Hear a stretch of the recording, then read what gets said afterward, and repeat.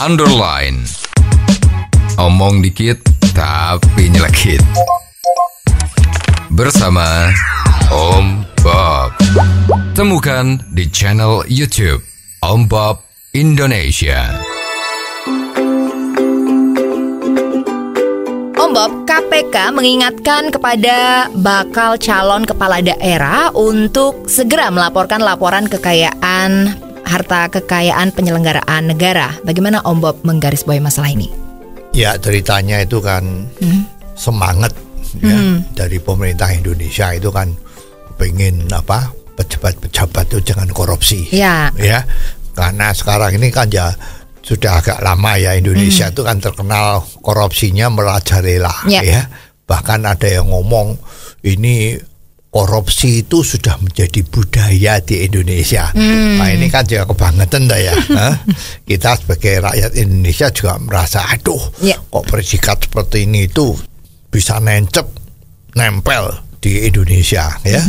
Nah kalau yang mau membela diri kan itu yang korupsi itu bukan orang Indonesia tapi oknum orang Indonesia, oknum pejabat. Jadi kalau ada pejabat yang dikatakan waduh di Indonesia itu banyak koruptor gitu, dia nggak suka protes oknum ya. Kata-kata oknum ini sering-sering jadi racun, jadi bumerang ya. Jadi sudah dikasih predikat korupsi masih itu oknum. Wah, padahal ya memang yang korupsi itu kan kalau rakyat itu 260 juta, yang korupsi itu ya mungkin 10 juta ya. Tapi 10 juta itu udah ngerusak.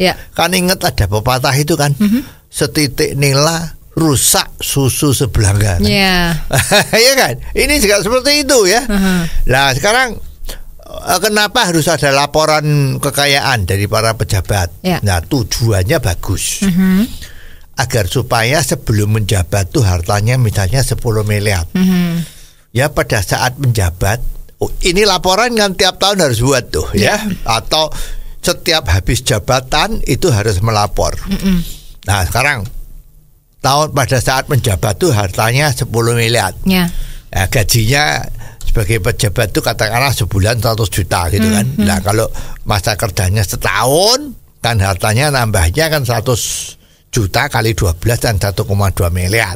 Kalau harta awalnya tuh 10 miliar, kena ongkos macam-macam ya mestinya jadi 105 miliar. Lah kok hartanya menjadi 300 miliar. Lah 200 miliar itu dari mana? Lah diharapkan dengan adanya ini tuh pejabat-pejabat tidak berani korupsi. Ya. Dan tujuannya bagus ya. Tapi sekarang pertanyaannya, apakah laporan-laporan itu kalau sudah diisi terus bisa dipercaya? Ya. Nah, ini ada cerita yang lucu nih ya. Kemarin waktu di DKI ya, pejabat gubernurnya yang lalu itu kan ya, itu kan ada laporan yang ketahuan dari BPK bahwa ada laporan yang angkanya besar sekali ya. Persis ini seperti laporan pejabat yang lapor kekayaan ini angkanya kecil misalnya begitu ya. Nah, pada saat yang besar itu dari DKI itu waktu dilakukan pemanggilan atau investigasi, ternyata apa yang keluar dari hasil investigasi itu? Ternyata terjadi salah ketik. Ya jadi biayanya tuh misalnya udah dikeluarin 5 miliar ya beli iPhone atau apa itu ya kan. Ternyata itu salah ketik, yang betul 50 juta. Nolnya ketambahan gitu, salah ketik ya. Nah itu ditolerir. Ya ditolerir dan dipercaya. Nah sekarang kalau pejabat kita ini laporannya 10 miliar, ternyata pada saat selesai jabatannya itu hartanya menjadi 500 miliar. Dan inilah dilakukan investigasi. Nah jalan keluarnya ada.